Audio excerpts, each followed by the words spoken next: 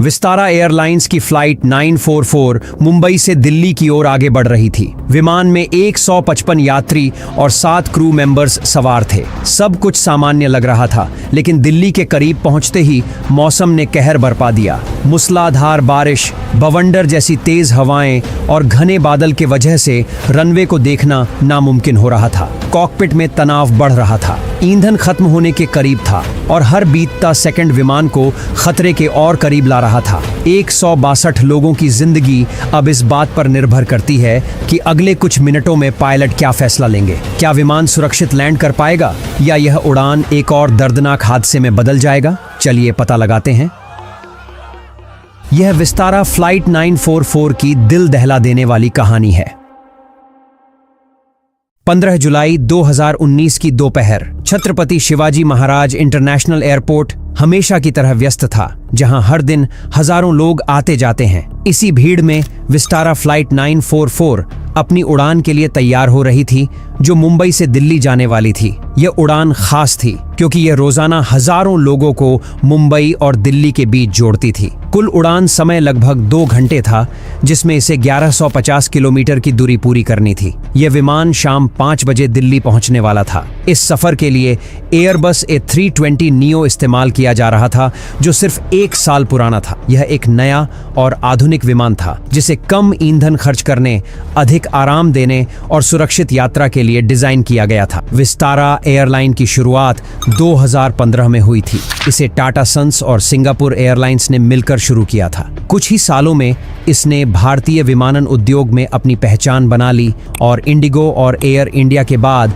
यह तीसरी सबसे बड़ी एयरलाइन बन गई। इस फ्लाइट में कुल 155 यात्री सफर कर रहे थे, जिनकी सुरक्षा और सेवा के लिए 5 फ्लाइट अटेंडेंट्स और 2 पायलट मौजूद थे। यात्रियों की बोर्डिंग शुरू हो चुकी थी और उसी समय विमान में कुल 8500 किलोग्राम ईंधन भरा जा रहा था। इस विमान में इतना ईंधन था कि यह न सिर्फ मुंबई से दिल्ली तक की यात्रा पूरी कर सकता था, बल्कि अगर कोई आपात स्थिति आ जाती और रास्ता बदलना पड़ता तो भी विमान सुरक्षित उड़ान भर सकता था। कॉकपिट में पायलट्स उड़ान की अंतिम तैयारियां कर रहे थे। इस फ्लाइट के कैप्टन की उम्र 30 वर्ष थी और उनके पास 8500 उड़ान घंटे का अनुभव था। खास बात यह थी कि उनमें से ज्यादातर घंटे उन्होंने इसी प्रकार के विमान को उड़ाने में बिताए थे, यानी आज की उड़ान उनके लिए कोई नई बात नहीं थी। उनके साथ बैठे थे 28 वर्षीय फर्स्ट ऑफिसर, जिनके पास कुल 1600 उड़ान घंटे का अनुभव था, जिसमें से 400 घंटे उन्होंने इसी विमान को उड़ाने में बिताए थे।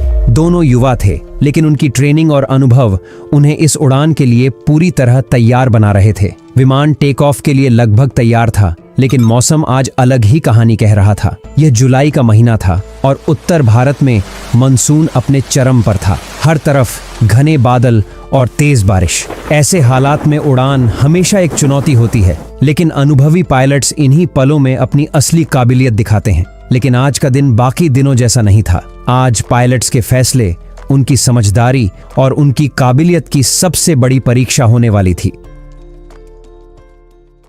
उड़ान से पहले पायलट्स को जरूरी जानकारी दी गई। इसमें एक खास कागज था जिसे ट्रांजिट ब्रीफिंग शीट कहते हैं। इस शीट में मौसम की जानकारी और उन हवाई अड्डों के नाम थे जहां जरूरत पड़ने पर विमान उतारा जा सकता था। इस लिस्ट में अहमदाबाद को पहला और लखनऊ को दूसरा वैकल्पिक हवाई अड्डा बताया गया था। लेकिन जब पायलट्स ने उड़ान से जुड़ा दूसरा कागज ऑपरेशनल फ्लाइट प्लान OFP देखा तो उन्होंने एक गलती पकड़ी। इस प्लान में लखनऊ को पहला और जयपुर को दूसरा वैकल्पिक हवाई अड्डा बताया गया था, जबकि दोनों दस्तावेजों में एक जैसी जानकारी होनी चाहिए थी, ताकि अगर मौसम खराब हो जाता या किसी और वजह से विमान को दिल्ली नहीं ले जाया जा सकता तो पायलट्स को पहले से पता होना चाहिए था कि वे कहां उतरेंगे। यह गलती आगे चलकर फ्लाइट 944 के लिए परेशानी बन सकती थी। दोपहर के करीब 3 बजे विमान को पुशबैक की अनुमति मिल गई। उस समय हल्की धुंध थी, लेकिन मौसम उड़ान के लिए सही था। पायलट्स ने विमान के इंजन चालू किए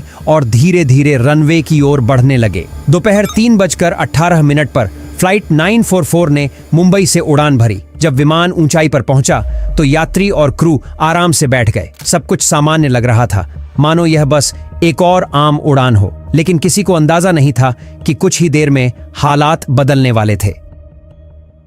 उड़ान के समय विमान में 8,274 किलो ईंधन था, जो दिल्ली तक पहुंचने के लिए पर्याप्त था। इसके अलावा विमान में 1100 किलो अतिरिक्त ईंधन भी था, जिससे जरूरत पड़ने पर किसी और हवाई अड्डे पर उतारा जा सकता था। विमान धीरे धीरे 35,000 फीट की ऊंचाई पर पहुंच गया। पायलट एयर ट्रैफिक कंट्रोल से जुड़े थे और तय रूट पर उड़ रहे थे, लेकिन इस दौरान दिल्ली में मानसूनी तूफान बनने लगे थे। मौसम विभाग ने पहले ही खराब मौसम की चेतावनी दी थी, लेकिन पायलट्स एक जरूरी बात भूल गए, रास्ते में आने वाले हवाई अड्डों के मौसम की जानकारी लेना। अगर पायलट्स ने पहले ही दिल्ली के मौसम को लेकर संदेह होने पर अहमदाबाद, उदयपुर या जयपुर के मौसम की जानकारी ले ली होती तो उनके पास सुरक्षित लैंडिंग के लिए अच्छे विकल्प होते। जब फ्लाइट दिल्ली के करीब पहुंची तो क्रू को बुरी खबर मिली। दिल्ली में तेज आंधी और तूफान आ रहा था। हवा बहुत तेज थी, भारी बारिश हो रही थी और आसमान बादलों से ढका था। ऐसी स्थिति में विमान को उतारना बहुत मुश्किल हो सकता था। जैसे ही विमान लैंडिंग की तैयारी करने लगा,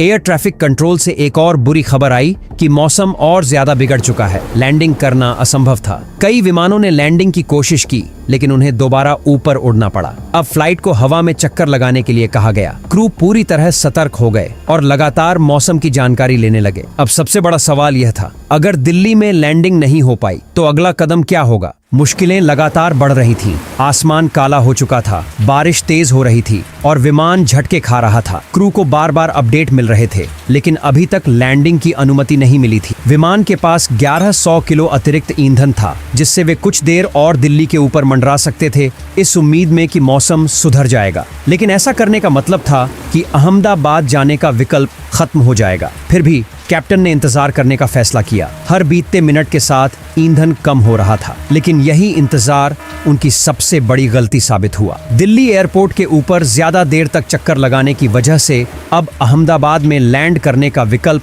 पूरी तरह खत्म हो चुका था। ऐसे में अब केवल दो ही विकल्प बचे थे, या तो वे दिल्ली में उतरने की अनुमति का इंतजार करें या लखनऊ की ओर रुख करें। लेकिन साफ निर्देश न मिलने के कारण यह फैसला लेना आसान नहीं था। यही वह क्षण था जब एक और विकल्प पर विचार किया जा सकता था। जयपुर पास में था और वहां मौसम भी ठीक था, लेकिन समस्या यह थी कि विस्तारा एयरलाइन की वहां कोई ऑपरेशनल सुविधा नहीं थी। इसका मतलब था कि ग्राउंड सपोर्ट नहीं मिल पाता और यात्रियों को भी परेशानी हो सकती थी। इसीलिए एयरलाइन की नीति के तहत लखनऊ को प्राथमिकता दी गई, भले ही जयपुर ज्यादा सुरक्षित था। विमान लगातार 20 मिनट तक दिल्ली के ऊपर मंडराता रहा। अब उनके पास सिर्फ 3800 किलो ईंधन बचा था। कैप्टन ने एयर ट्रैफिक कंट्रोल को चेतावनी दी कि वे सिर्फ 10 मिनट और हवा में रह सकते हैं, इसके बाद उन्हें किसी और एयरपोर्ट पर जाना पड़ेगा। तनाव बढ़ता जा रहा था और हर गुजरते मिनट के साथ ईंधन की मात्रा खतरनाक रूप से घट रही थी।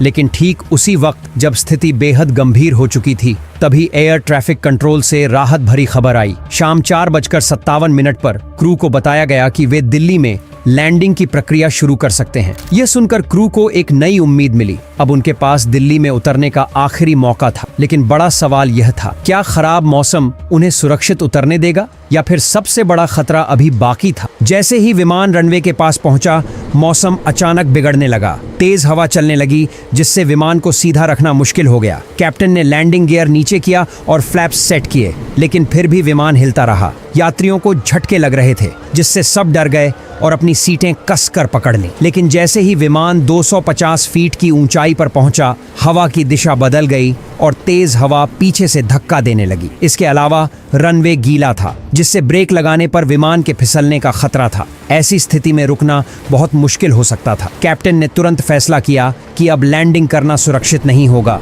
उन्होंने विमान को दोबारा ऊपर उठा लिया। अब विमान दोबारा हवा में था, लेकिन ईंधन सीमित था। पायलटों ने तुरंत लखनऊ की ओर जाने का निर्णय लिया और वहां के मौसम की जानकारी लेनी शुरू कर दी। हालांकि लखनऊ पहुंचने से पहले एक और परेशानी खड़ी हो गई। वहां भी मौसम खराब हो चुका था। इसी दौरान कॉकपिट में एक और समस्या खड़ी हो गई। लखनऊ के रास्ते में भी मौसम खराब हो चुका था। साथ ही इस रास्ते में आगरा के पास भारतीय वायुसेना का एयरबेस था, जहां नागरिक विमानों को उड़ान भरने की अनुमति नहीं थी। इसलिए कैप्टन को लंबा रास्ता लेना पड़ा, जिससे ईंधन और तेजी से खत्म होने लगा। अब स्थिति और गंभीर हो गई थी। इस बीच एयर ट्रैफिक कंट्रोल ने क्रू को जयपुर जाने का सुझाव दिया, क्योंकि वहां मौसम ठीक था और जयपुर लखनऊ की तुलना में ज्यादा पास था।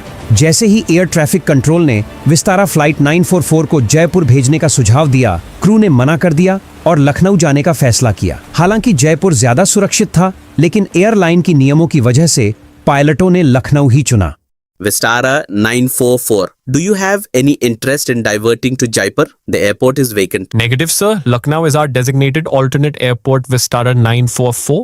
अब फैसला हो चुका था और विमान लखनऊ की ओर बढ़ने लगा। शुरुआत में सब कुछ सामान्य था, लेकिन जैसे ही विमान लैंडिंग के लिए नीचे उतरना शुरू हुआ, हालात दिल्ली एयरपोर्ट की तरह बेकाबू होने लगे। इसी बीच खराब मौसम और कम विजिबिलिटी के कारण एयर ट्रैफिक कंट्रोल ने विस्तारा फ्लाइट 944 को लैंडिंग के लिए तीसरे नंबर पर रखा, जिससे स्थिति और जटिल हो गई। पायलटों के पास ईंधन बहुत कम था, इसलिए उन्होंने एटीसी को सूचित किया कि वे ज्यादा देर तक इंतजार नहीं कर सकते। इसी दौरान पहले से लैंड करने की कोशिश कर रहे एक विमान को भी खराब दृश्यता के कारण गो अराउंड करना पड़ा, जिससे हालात और बिगड़ गए। खराब मौसम के कारण पहले विमान की लैंडिंग असफल रही, जिससे विस्तारा फ्लाइट 944 के पायलटों को भी लैंडिंग छोड़नी पड़ी और दोबारा ऊपर चढ़ना पड़ा। इस देरी ने संकट को और बढ़ा दिया, क्योंकि ईंधन तेजी से खत्म हो रहा था। शाम के 6:12 पर पायलटों ने मिनिमम फ्यूल की घोषणा की,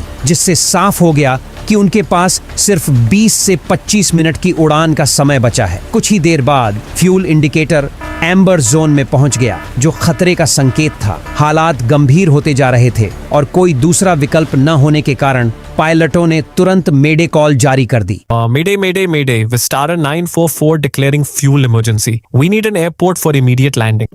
लेकिन अब सबसे बड़ा खतरा सामने था। क्या विस्तारा फ्लाइट 944 सुरक्षित जमीन छू पाएगी, या घने अंधेरे और तेज तूफान के बीच कोई और अनहोनी इंतजार कर रही थी? इस विमान के लिए सब कुछ गलत होता जा रहा था। पहले दिल्ली में लैंडिंग असफल रही, फिर खराब मौसम की वजह से उन्हें रास्ता बदलना पड़ा, और जब लखनऊ पहुंचे तो वहां भी लैंडिंग नहीं हो पाई। इसलिए पायलटों ने कानपुर जाने का सोचा, लेकिन वहां का मौसम भी खराब था। इसके बाद उन्होंने प्रयागराज की ओर मुड़ने का फैसला किया, लेकिन तभी एक और बड़ी समस्या सामने आई। कैप्टन को लगा कि शायद उनके पास प्रयागराज तक पहुंचने के लिए पर्याप्त ईंधन नहीं है। इस परेशानी को और बढ़ाने वाली बात यह थी कि विमान के सिस्टम में न तो कानपुर और प्रयागराज की नेविगेशन जानकारी थी और न ही वहां लैंडिंग के लिए जरूरी चार्ट्स, यानी वे बिना किसी डिजिटल सहायता के वहां जाने की कोशिश कर रहे थे, जो बेहद जोखिम भरा था। जब विमान प्रयागराज की ओर जा रहा था, तभी एक राहत भरी खबर मिली। एयर ट्रैफिक कंट्रोल ने बताया कि लखनऊ में मौसम थोड़ा ठीक हो गया है। अब वहां की दृश्यता 600 मीटर हो गई थी, जो लैंडिंग के लिए जरूरी थी। कुछ ही देर बाद एक और अपडेट आया, दृश्यता और भी बेहतर हो चुकी थी। ये सुनते ही सभी को उम्मीद की एक नई किरण दिखी। फर्स्ट ऑफिसर ने तुरंत कंट्रोल टावर को संदेश भेजा, Lucknow Mayday, Vistara 944, we are turning back to Lucknow. Captain ने बिना देर किए रनवे 27 पर लैंडिंग की तैयारी शुरू कर दी। अब उनके पास बस एक ही मौका था। अगर लखनऊ का मौसम फिर से बिगड़ जाता तो स्थिति बहुत खतरनाक हो सकती थी। विमान में ईंधन इतना कम था कि दोबारा लैंडिंग की कोशिश करने का कोई मौका नहीं था। एयर ट्रैफिक कंट्रोल ने तुरंत सबसे छोटा और सीधा रास्ता दिया, क्योंकि अब विमान सिर्फ ईंधन के धुएं पर उड़ रहा था। अब देखना यह था कि क्या वे पहली ही कोशिश में सुरक्षित लैंडिंग कर पाएंगे, या आखिरी पलों में कोई नया खतरा उनका इंतजार कर रहा था। जैसे ही विमान लैंडिंग के लिए नीचे आया, हालात और मुश्किल हो गए। तेज हवा के झटकों से पूरा जहाज हिलने लगा और भारी बारिश की बूंदें जोर से टकरा रही थीं। कॉकपिट में पायलट पूरी ताकत से विमान को संभालने की कोशिश कर रहे थे। यात्री अपनी सीटों को कसकर पकड़कर बैठे हुए थे, क्योंकि लैंडिंग बहुत कठिन होने वाली थी। फिर घने कोहरे के बीच अचानक रनवे दिखने लगा। कुछ सेकंड बाद सुबह 6:48 पर विमान आखिरकार जमीन पर उतर गया। यह देखकर क्रू और यात्रियों ने राहत की सांस ली, लेकिन असली झटका लैंडिंग के बाद लगा। जब पायलटों ने ईंधन मीटर देखा तो उनकी आंखें फटी की फटी रह गईं। विमान में सिर्फ 348 किलोग्राम ईंधन बचा था, जो केवल 5 से 10 मिनट तक की उड़ान के लिए काफी था। अगर उन्होंने प्रयागराज जाने का फैसला किया होता तो विमान रास्ते में ही ईंधन खत्म होने की वजह से गिर सकता था। इस घटना के बाद विशेषज्ञों ने पायलट्स के फैसलों पर सवाल उठाए। भले ही पायलटों ने कंपनी के नियमों का पालन किया था, लेकिन उनके फैसलों में कई बड़ी गलतियां थीं, जैसे वे लखनऊ ही जाने पर अड़े रहे, जबकि मौसम लगातार खराब हो रहा था और जयपुर जैसी सुरक्षित जगहें मौजूद थीं। इसके अलावा कम होते ईंधन की गंभीरता को भी उन्होंने सही समय पर नहीं समझा। इस खतरनाक स्थिति के बावजूद पायलटों का लाइसेंस रद्द नहीं किया गया, लेकिन उनके फैसले ईंधन की सुरक्षा को लेकर लापरवाही और दबाव में सही निर्णय लेने की क्षमता पर बड़े सवाल खड़े हुए। इस घटना से यह सीखने को मिला कि पायलटों को ऐसी मुश्किल परिस्थितियों में सही समय पर सही फैसला लेने की अच्छी ट्रेनिंग मिलनी चाहिए, ताकि भविष्य में ऐसी स्थिति ना आए। अगर आपको यह वीडियो पसंद आया तो एथियोपियन एयरलाइंस फ्लाइट 961 की पूरी कहानी जरूर देखें। अभी क्लिक करें और जानिए इस हाईजैक की पूरी दास्तान। धन्यवाद।